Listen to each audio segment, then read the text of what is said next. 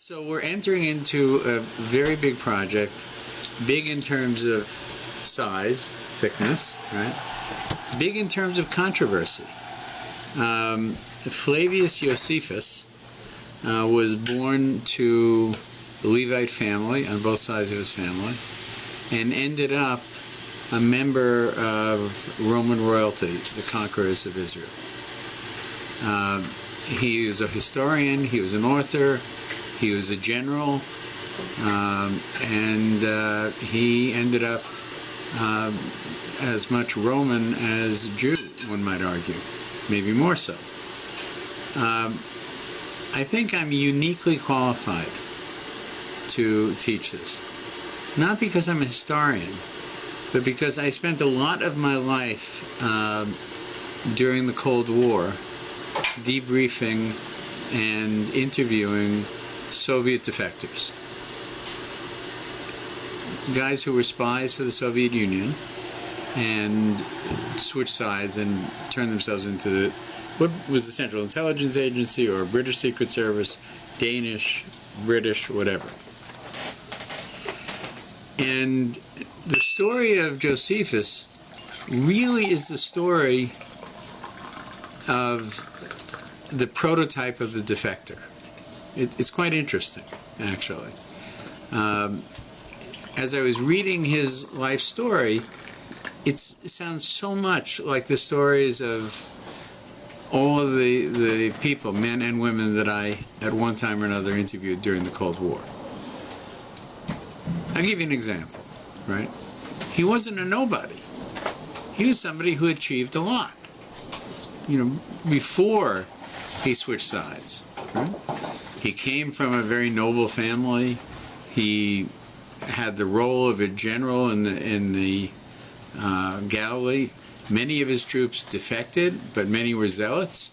Many killed themselves rather than serve the Romans long before Masada. Mm-hmm. He was left. Vespasian waged a war of terror against the north, against the Galilee, on his way to Jerusalem, because he wanted to instill fear of his, it's not unlike today when we see what ISIS does. People are not just afraid of fighting ISIS, but what will happen if we get captured, right?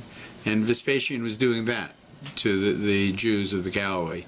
He wanted the word to spread south. There's no sense fighting the Romans. They're unbeatable.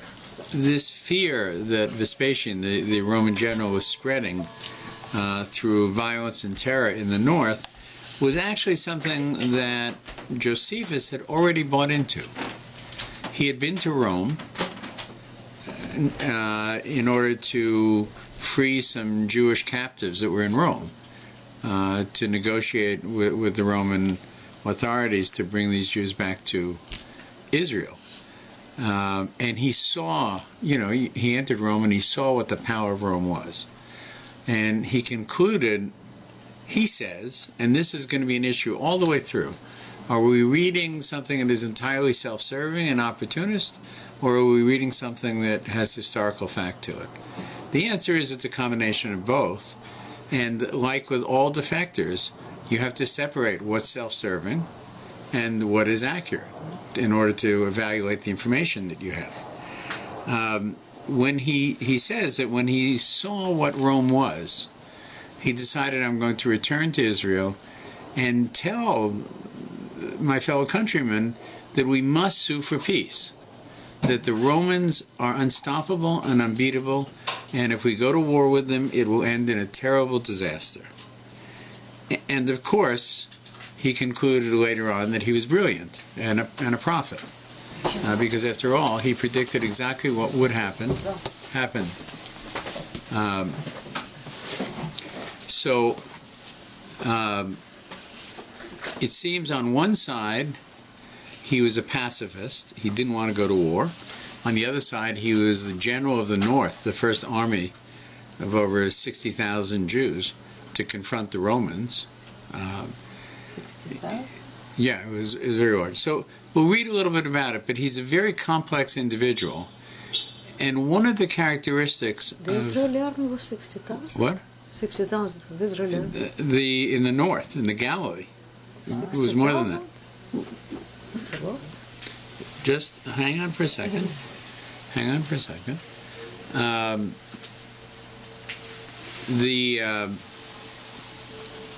One of the qualities of there are not that many commonalities of every defector, but there was one. They all had a significant character flaw in their personality. There was something wrong with them. You know, they had given their lives to spying with great success, and then as a result of, you know, what the West wanted to do, well, they saw what a wonderful, you know, world the West was, so they switched sides for all the reasons that they should have, right? In fact, you know, they're in the midst of divorces, their mistresses were leaving them, their children were in trouble with the government. It was like one thing after another, and they were like tremendous personal issues. You know, they were deeply in debt, they were trying to get out of debt. They all had their own reasons, and at the end, of course, the other side, the West, goes for that character flaw and uses it to control them. Right? This was certainly true of Josephus. Let's read a little bit about his life, okay?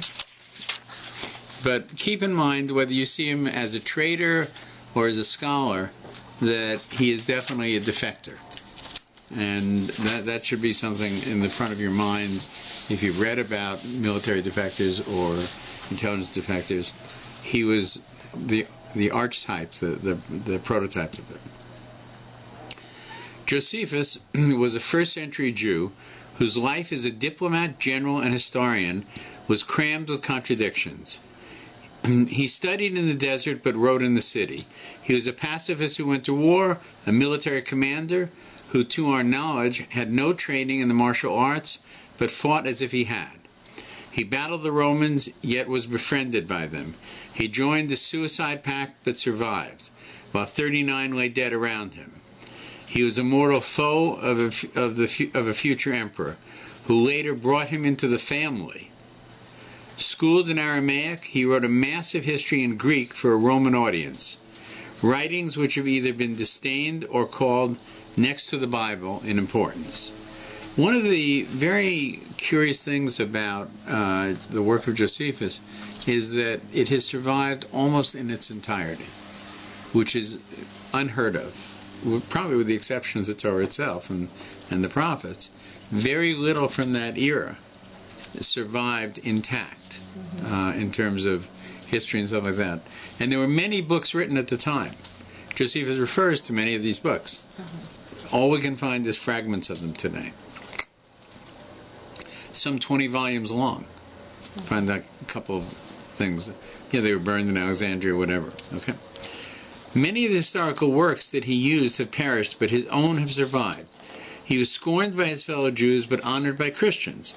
He has been labeled a traitor, quisling, lackey, or banal opportunist, on one hand, as well as a survivor, prodigy, sage, and indispensable source on the other.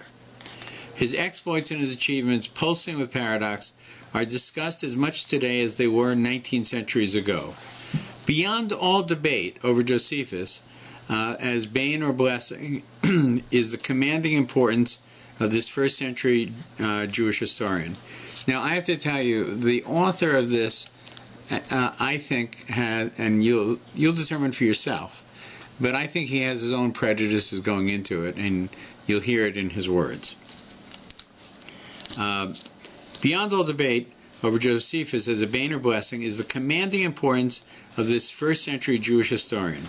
Aside from references to Scripture itself, the phrase "according to Josephus" is the single most familiar refrain in the biblical intertestamental scholarship, meaning the period between the end of Tanakh and the beginning of the New Testament. Right?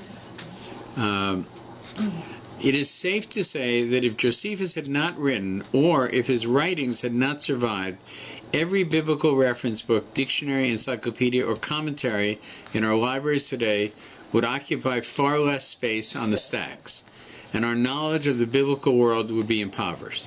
we would have little knowledge of the intertestamental era, and only a small fraction of our present information on Herod the Great, Archelaus, Herod Antipas, or Herod Agrippus, the first and the second. Facts about Annas, Caiaphas, and the priestly families that controlled the Jerusalem temple in the day of Jesus would be blurred, as would the politics of Pontius Pilate, Felix, Festus, and other Roman governors in Palestine, some of whom would not even be known by name today. We would never know that the dancing daughter of Herodias, who secured the decapitation of John the Baptist, was named Salome. And most of the details concerning the Roman destruction of Jerusalem would have perished as well. The list could go on and on. Now, of course, we do have some of the Jewish writings of this as well.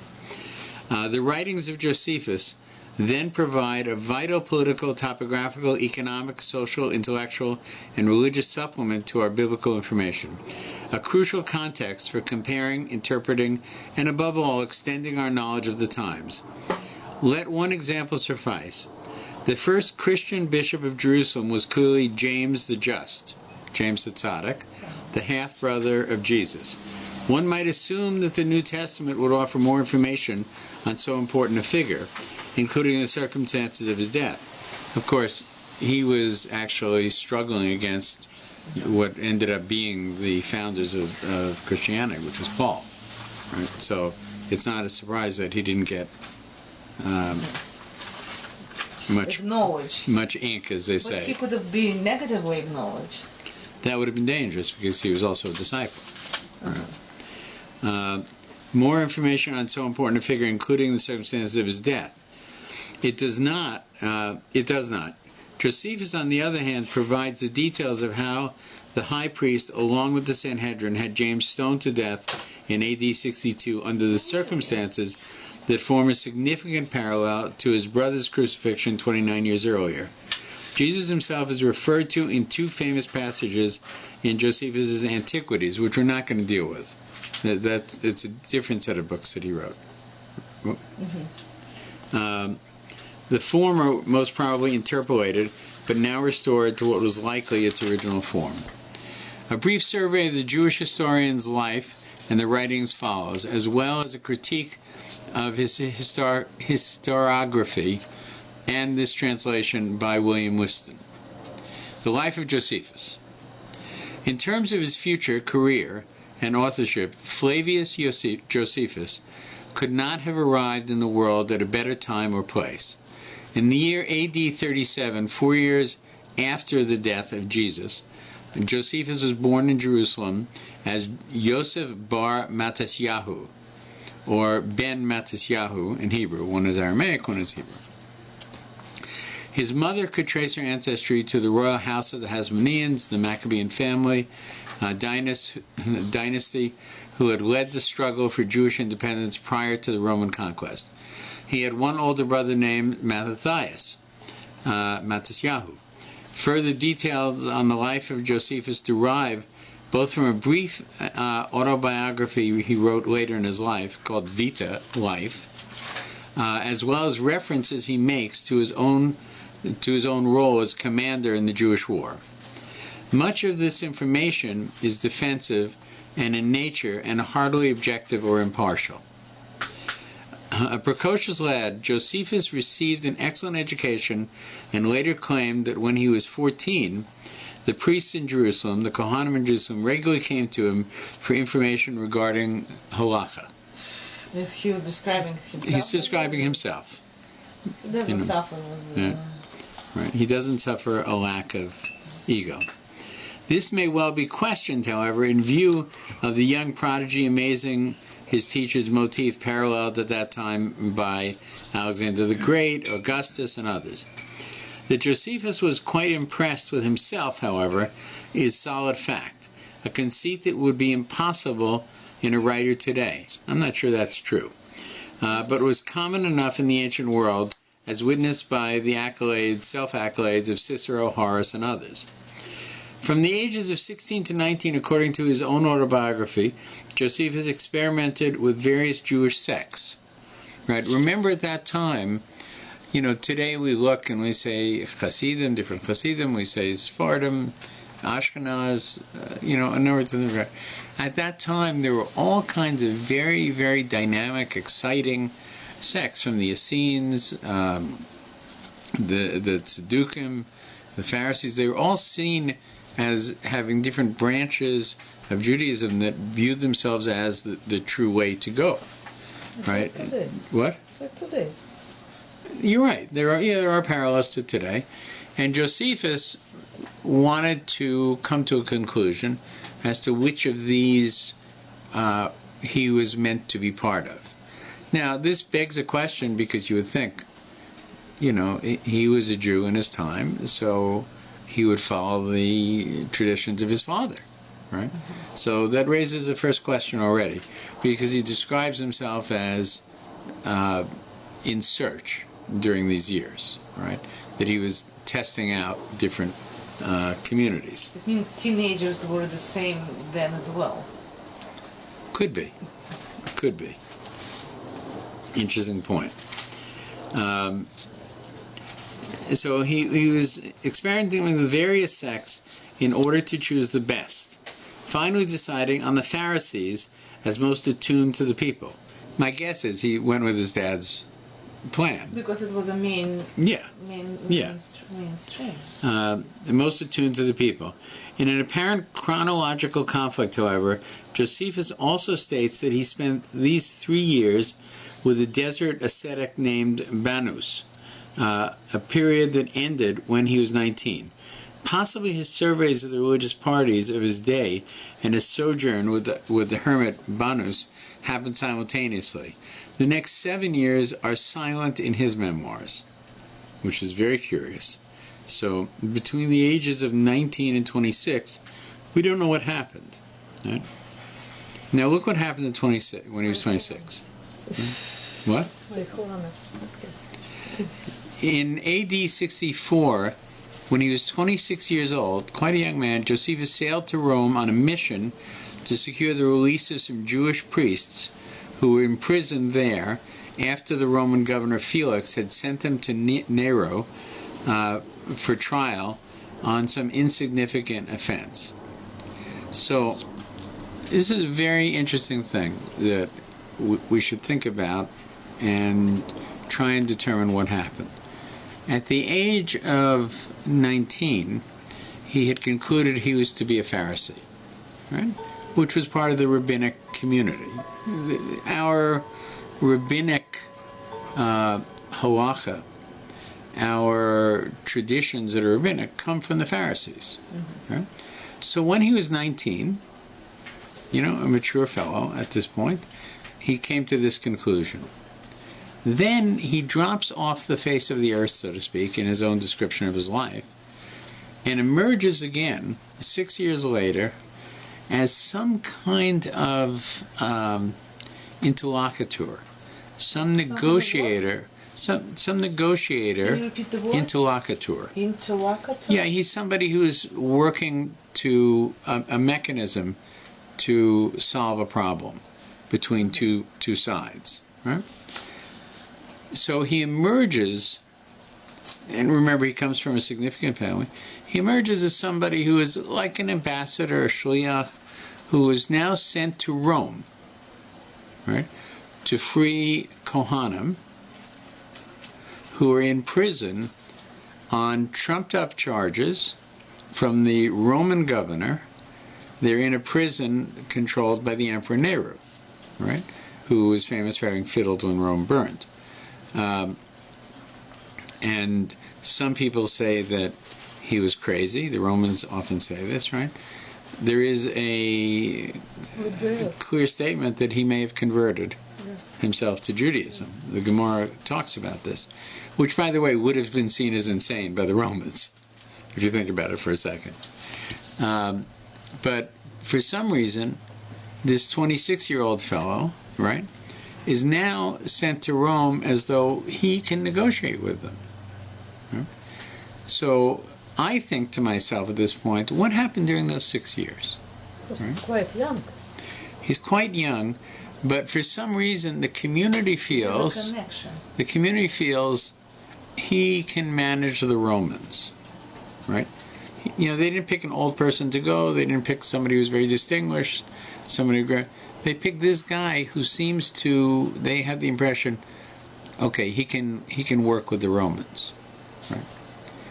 So something may have happened during these 6 years between Josephus and the Roman government in Israel during this time. We don't know. But somehow it seems like he's the guy they've chosen to bring back the prisoners who are in Nero's jail. Do we know from Jewish sources what happened? I don't think so. It seems we have no history of those years in terms of his personal life. I'm looking into it. I don't know yet.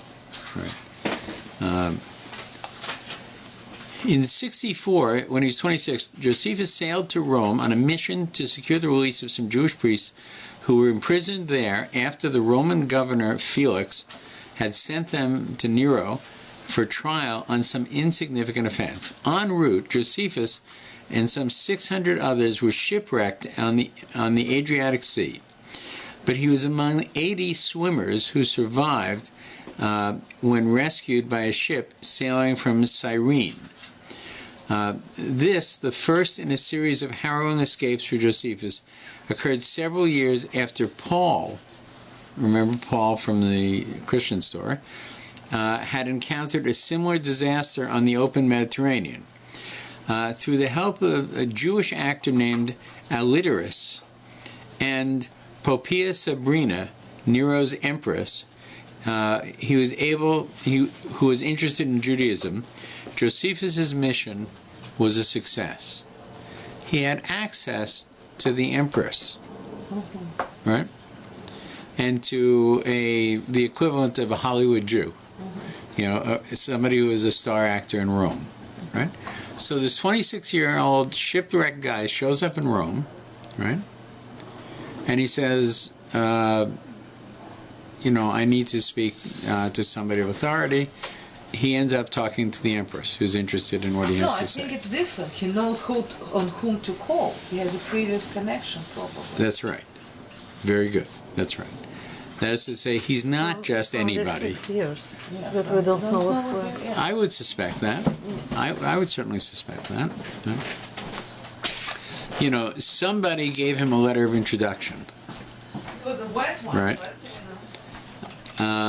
and he was able to get to the sources of power very quickly. And he succeeded.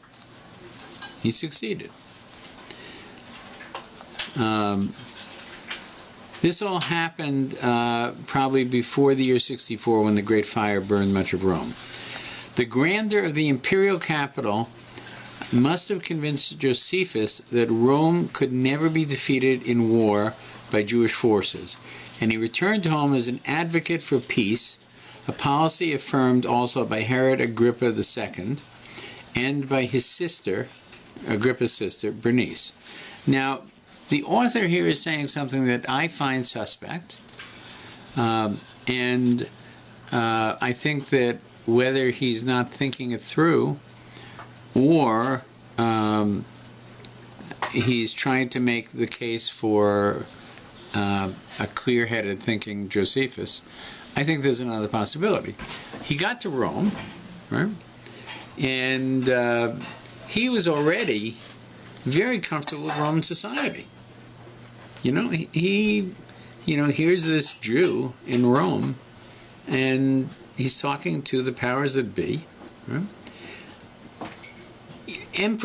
Imperial cities were built in order to intimidate visitors, whether it was Berlin or Vienna or the Versailles. Grandiose. It was so grand that an ambassador coming to visit, when he returns home, would say, "This is a mighty power." And so it makes sense that Rome also had that quality to it, and the Romans were great builders. Can you close this thing completely? Yeah. Thank you. Okay. Oh, I'm sorry. You're warm and I'm cold? Fine. Okay.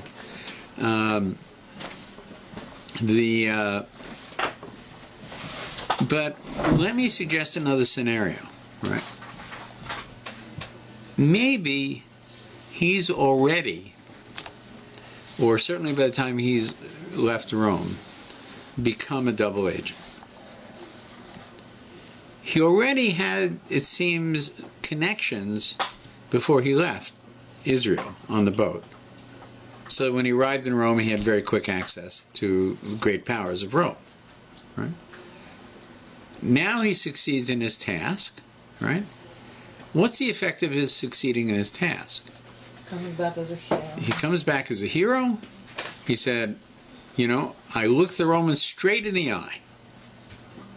And I told them what was what, and that these men were innocent, right? And they blinked. I was in Rome and they blinked first, right? Well, now this 26-year-old guy is the Romans, through letting him achieve his mission, have improved his status in Israel. Right? Imagine if he came home empty-handed. Why would they improve his status in Israel? I would argue that he was already playing a double game at this point. That it was a very, very seductive environment. The Romans knew how to deal with him and flatter him. Right? And when he went back, he was already somebody who had succeeded in looking the Roman Empire in the eye and winning. And now he comes back and he tells everybody, I know these people. We have limitations. And he can sow weakness into the independence movement in Israel in the name of clear-headed thought process. Right? Now remember, right, what the author is leaving out of this story, right, and it troubles me, is that at this point in history, Rome had undergone its own civil wars, the death of its own emperors, and there were uprising of monotheists all throughout the empire. Judea was the center of it because everybody looked to the Jews as the monotheists, and with monotheism came a sense of the nobility of man. Well, Christianity started already, but Jesus was crucified. 37 years before. Right. Actually, no, not 37 years before. 37 plus 26. Yeah, right. And Christianity was popular already. Christianity was also, pushing forward, whether it was seen as Christianity or some thing of Judaism was unclear, Rome, yeah. right? But it was threatening the empire, as was its parent, Judaism, and monotheism, right? So now you have somebody from a priestly family, 26 years old, and he basically works out a miracle, right? He goes to Rome, he takes back the prisoners that the governor, the Roman governor, has sent to Rome to be imprisoned. Slap in the face to the Roman governor. From who? From the emperor and his wife, right? Josephus' status has to be significant, right? Now, why did all of it happen? Why did it all happen? Because the linchpin of this story, right, is his success at getting the prisoners free. The Romans were the ones who freed them. Was it because of his brilliance, or was it because they said, now that you're ours, right, we want your status to be very high when you go back. So we're going to increase it. Whenever a double agent is employed, he's successful on both sides, right? Both sides, if it's the Soviets and the Americans, right, he has to be prepared to turn over to the Americans some real Soviet secrets. And when he goes back to deal with the Soviets, he has to be able to turn over real American secrets in order to maintain his status in both sides. How do they decide who he's working for? It's which secrets were more important at the end. But they're real secrets in both cases because they're tested. right? Lives can be lost in the process. No, but the secrets comes with the disinformation. Disinformation with a double agent is very dangerous because you ruin your double agent. But it comes Right. with the real secrets too. The real secret for a double agent to be successful, he has to be given real secrets. Right? Disinformation actually is what will destroy him. Right? You only can use disinformation with him at the end of his career. What is the story during the Second World War with this machine that British they broke The German code. the German Right. code? Yeah. British The Enigma machine. Enigma. They broke Right. it for so many years. And didn't reveal it. And they did reveal it. Yeah, that's right. It was As soon as you reveal it, yeah, they change the code. Yeah. Yeah, that's right. So it's in their interest not to reveal it, right? Yeah. But my question is different questions. He went to Rome. And to send 26 years old to Rome to negotiate, he's supposed to be a very important person in Israel. Exactly. So what he did that they sent him, probably he was in Rome already. And one of the reasons he knew Rome, but he did something probably in Israel too. Exactly. So The question is what? Because we don't know. It's the So 6 he years must we have don't know. convinced the people who sent him that he could achieve this goal. Yeah, Right. but he's 26 years old. He must have convinced him. He said, "Look, Guys, we're getting old. 26-year-old is a grown man. but he's not a nobleman. He's not a. One of the He's of course he's mature. He's not a teenager. That's right, but he isn't somebody with a very high status. He's not a priest, a scholar. He's 26, right? He's a fighting age, right? He's not a Talmud Chacham. He says he was a prodigy, so he's very smart, right? But somehow he must have known that he was going to succeed, and he must have been able to convince the Jews who sent him that he would succeed. So the point that's just been made, Or which is a good maybe- point, is that he may have already had conversations before he left with the governor or the governor's people, right? And so when he talked to his people, he could have said, look, I've been working hard on getting these people freed. I've spoken to the governor, whatever. But his conversation with the governor was more than that, right? His conversation with the governor was the beginning of drawing him into this web of deceit. Right? So let's go on a little bit Maybe he further. was sent by Israel to Rome as a spy. Well, he was sent on a mission to Rome. And right? in Rome, You he know. was. He decided to go to another side. It's very possible, right? But he's actually sent as a diplomat, really, He right? didn't say anything. So- There's nothing written on his...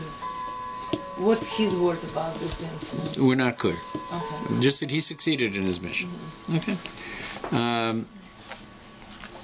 But we want to kind of get a sense of the personality. So the argument here is that he recognized the awesomeness of Rome and he came back to Israel as a pacifist to tell people, we got to make a deal with the Romans. We can't win a war. Right? This is a very, very common thing. When you have, let's say, a Norwegian spy working for NATO, but he's a spy to the Soviets, he's a Norwegian member of NATO, right? His argument is not going to be to turn over secrets to the Russians. That's not really what he's there for. He's there to say to his partners in NATO, look, we're all in this together, but you have to know that we're not going to be able to succeed at controlling this part of the North Sea. It's too difficult to do it. I know, I'm from there, I live there, right? We won't be able to do it. We have to make a compromise on the size of the international waters of the North Sea that allows for them to have their submarine bases there, but we can observe them. Right? That's how he works. He doesn't work to say, stop it here. Right? It's described as saying that the Soviets had people sitting on all sides of the table, both on NATO side and their side. Right? That seems to be the behavior of Josephus at this early point in his life. He succeeded at getting the prisoners free. He came back home. How he succeeded were unclear, and he must have been ennobled by this thing. And what's his reaction? Let's not fight against the Romans. And so the author of this book, William Winston and Paul Mayer, comes here. It says here, they were not successful at deterring the war. When the Jewish revolt broke out in 66, Josephus, in another ironic twist, became commander of the Jewish forces in Galilee, although in his life he also portrayed his Galilean mission as that of a mediator to placate the war hawks in the Galilee. Right? The Galilee saw the Romans coming, and that's where the Zealots began. We're going to stop them here. Right? And you'll see in his books, the enemy of Rome is not described as the Jewish people. Right? It's the Zealots. And the Zealots had fooled the rest of the Jews. The Jews are really good people. But the Zealots had fooled them. And the hero of his story, Titus. Titus. It's a his take? What? It's a take of... Josephus says it outright. Yeah. Flavius is the family of Titus. He took the name Flavius Josephus. Actually, Titus Flavius Josephus is his whole name. The author says both roles would have suited his paradoxical personality. Josephus, the pacifist warrior. I would say Josephus, the double agent. In any case, the Galilean command was very strategic in view of Vespasian's decision to attack Palestine from the north. In the months before the Roman invasion, Josephus reorganized the administration of Galilee, fortified his strongholds, laid up provisions, and trained his army of 65,000 troops in the north of the Galilee. When the Romans advanced, however, much of Josephus' army deserted, and he withdrew inside the fortress of Jopata, to which Vespasian promptly laid siege. So, one of the things we see here is that Vespasian knew exactly where to go, right, and what to target. For 47 days, Josephus defended the city through various devices, pouring oil on the heads of the attackers, stuffing sacks of cushions to cushion the impact of their battering rams, burning their siege works, but the Romans inevitably broke through the walls and conquered Jotapata. But where was Josephus? With 40 others, he was hiding in a large cave whose opening was concealed in the side of a deep pit. When the Romans discovered them, the Jewish refugees, he's calling them refugees now, the author, the Jewish fighters, the Jewish zealots, right, opted for suicide rather than fall into the hands of the pagan Gentiles. Josephus objected to the plan until the swords at his throat convinced him otherwise. The chain of mutual slaughter ensued. 39 lay dead.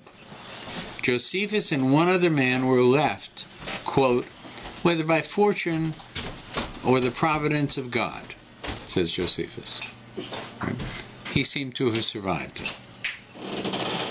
He would write, whether by fortune or by the providence of God, or by the stratagems of Josephus. We should quickly add, the group drew straws, which Josephus held in his hand.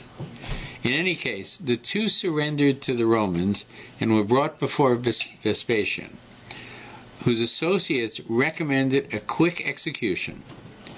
Josephus merely predicted that both Vespasian and his son Titus would soon become emperors in place of Nero. We have the story already. That's right. Exactly. Ram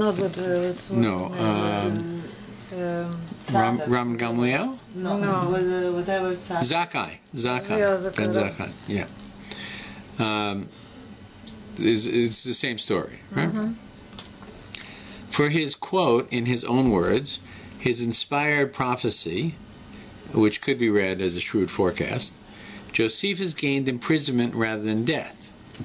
When months later Nero committed suicide, 3 successor Caesars were killed. It was a civil war. And Vespasian's legions proclaimed him emperor. The Romans deemed Josephus a true prophet. He is writing about himself? Yeah. Oh, okay. Yeah. He's writing about himself. Okay, right? now I understand. Yeah. Okay. The Romans saw him as a true prophet, freed him from his bonds, and awarded him a privileged status from then on. So there's a very famous story. Jewish, yeah? What? When does conversion happen? He died a Jew, but also a Roman. It means Rome didn't require conversion. No. Not in his case. Citizen Not in his case. But what are you going to convert to? You deny Judaism. You're just citizen of Rome. Yeah. But look at the pattern here, right? The city is attacked, destroyed. Everybody is killed who's involved with the war, right? You know, not everybody who survived. People survived after Holocaust. You don't assume that they were, traitors. That's correct. You don't assume that. You don't assume. I'm looking at what he told people. I'm looking at what he told people. He told people we shouldn't have this war, and yet he became the general of the Galilee, the first to confront the Romans, and everybody deserted from him at the beginning, early on. Right? It's a very interesting process. It's not so simple. Easy to argue with you. It was a bad army. Whoever deserted, they were not good. He was there to do his... He was the general who trained them, right? He was the general who trained them, right? But he wasn't general. Yeah, but he had the authority of a general. If I'm that I'm a doctor, it doesn't mean that I'm a doctor. What? If I'm saying that I'm a doctor, it doesn't mean that I'm a doctor. So he said, okay, so... It seems during the preparation for the war, he was the person in charge of it. He was the person in charge of it. They fought skirmishes in different places. Right? Maybe he was just a bad general. Could be. Who was in power? Who was leading Israel at that point? Who let him? We'll come to that. We'll come to it in a second. The leadership. Somebody give him leadership. That's right. Someone gives him responsibility. Yeah. Right. Okay. And that's right. Right. And why did he get that responsibility, particularly after he was saying, let's not fight this war? Maybe because he was from the family of Hashmonaim. Very possible. He was from the Maccabees. That's a good argument, right? Maybe also because he had been successful against the Romans in a number of places, right? He was probably very charismatic, I would think. But what happened, right? In his own words, right? 39 people died, 2 survived, right? The 39 killed each other. Remember, it was a suicide pact. And he kind of opted out of it. The Romans said they were going to kill him and then imprisoned him. There's a very famous story. I think I've told you. It's about, I believe, Dostoevsky. That Dostoevsky had written some inappropriate a pamphlet about the Tsar. And he was arrested. And he was going to be executed. And they put him up against a wall. And the sergeant in charge of the firing squad said, "Ready, aim." And then just before fire, right, the gates of the fort swung open, and on a white horse, the Tsar rode into the fort and said, "Stop this. Stop this." Right? This man is not to be killed. He's a great talent, right? And we can't destroy him. Right? And from then on, what was supposed to become the victim became a loyal supporter of the Tsar. Now, everything was timed perfectly for this to happen. It was all set up, right? He had heard other people executed at dawn. He knew it was, tomorrow was his day, right? And the Tsar's people had set all this up because they wanted him to switch sides and become loyal to the Tsar. And the Tsar personally intervened and saved his life. But he set it all up. Now what happens to our boy here, right? He's arrested. They say, we're going to kill you. Right? They don't kill him. They put him in prison because he says someday Vespasian's going to become Caesar. Now, first of all, that's a tremendously dangerous thing to say. He's making a statement the general is disloyal to the Caesar. But he believes that it's because of this statement that he's not killed. Right? And in fact, he's saved by the Roman generals, right, to do whatever he's going to do in the future. Right? Okay, but this statement that you're going to be next emperor. Not next emperor. So you're going to become emperor. There were 4 emperors before him. And that's why he was spared. The reason he's saying this is probably for the Jews. By the way, it could be, right? Although because this was written in Greek. Because I don't think Romans, they care why he was spared. But it's important for Jews. Why? From all this army, from all these people, from... Right. Why is he still alive? Only you. Right. So probably this statement, it was made for Jews. But my question is, don't Jews know that a couple of years before somebody said exactly the same?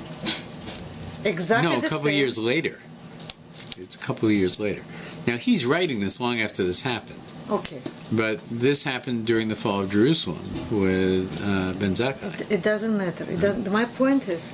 That this is a story that's been told before. Yes. Right. So... And it was told in much better...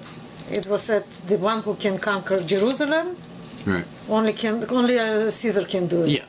So, by the way, in the Jewish story... A horseman rides up and tells him doesn't he know he's Caesar, right? Doesn't he know this? The Jews, they know this story. Well, quite frankly, he's implying that they made up the second story.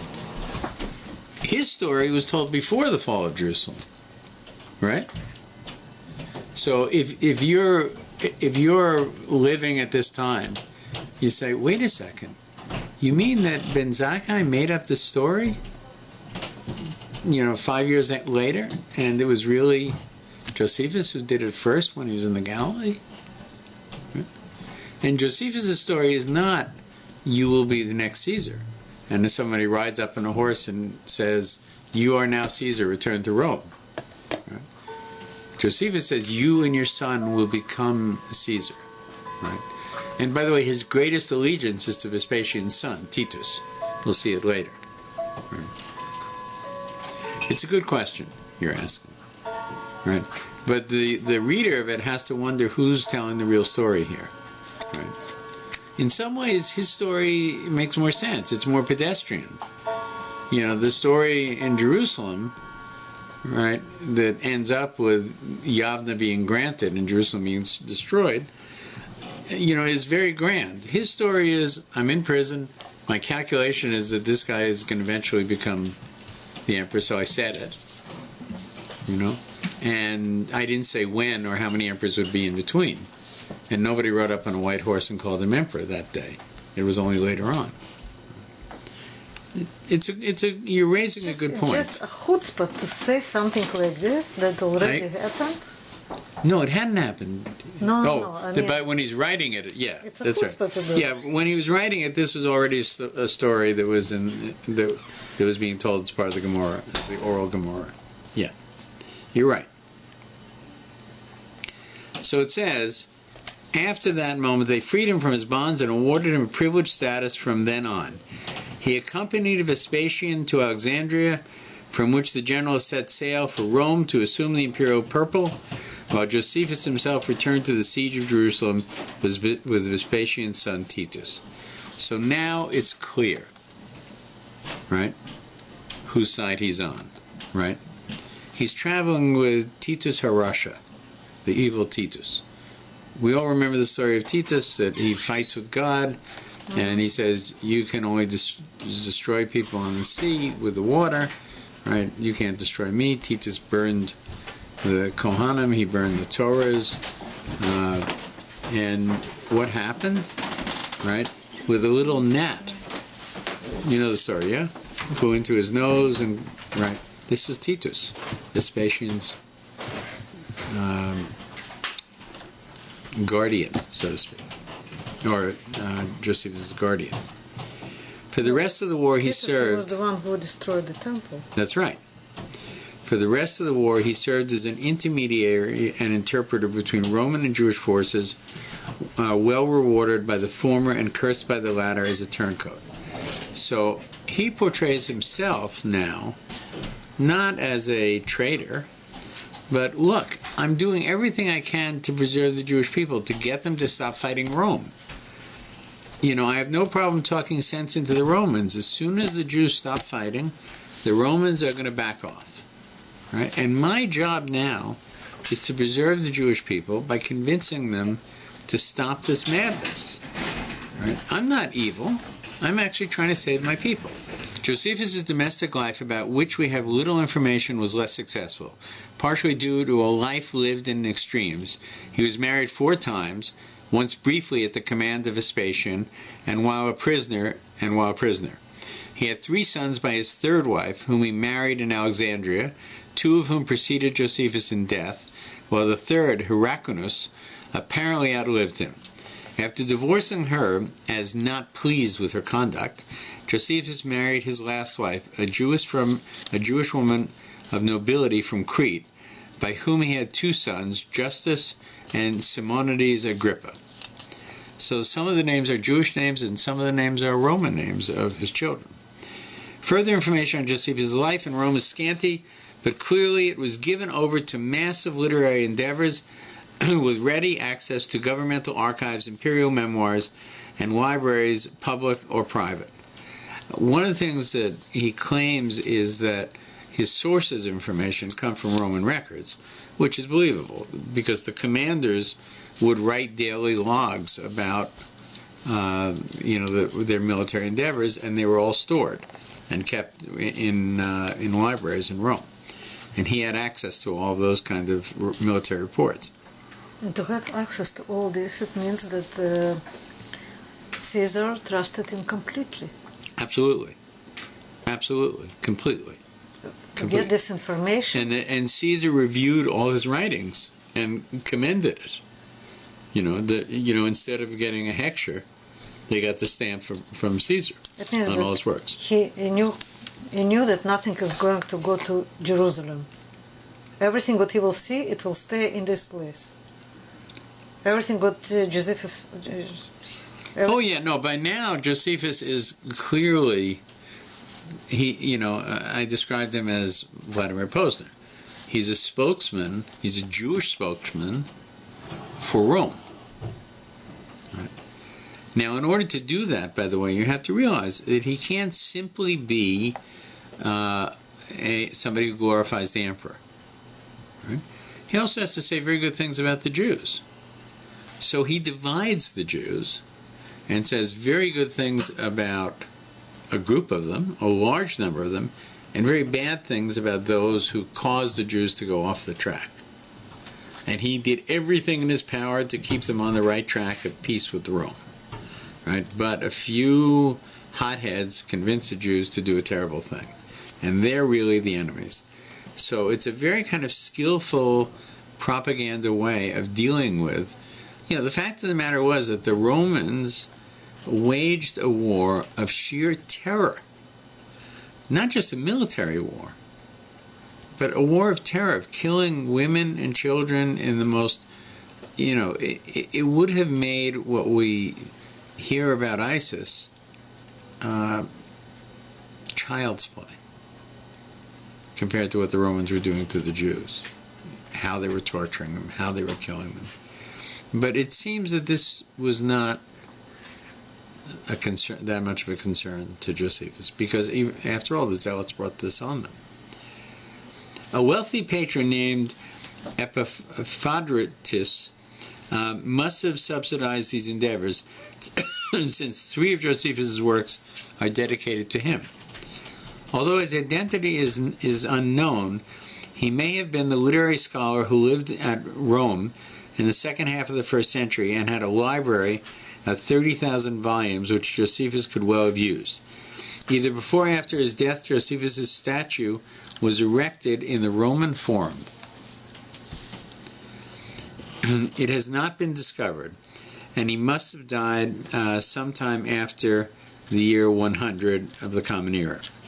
The usual date for the death of Agrippa II, who was deceased at the time that Vita, the story of his life, was written by Josephus. Some scholars, however, place Agrippa's death earlier. I think we'll hold here and move onward towards his writings, a little bit of a summary of his writings, and then get into the detail of his writings probably next week.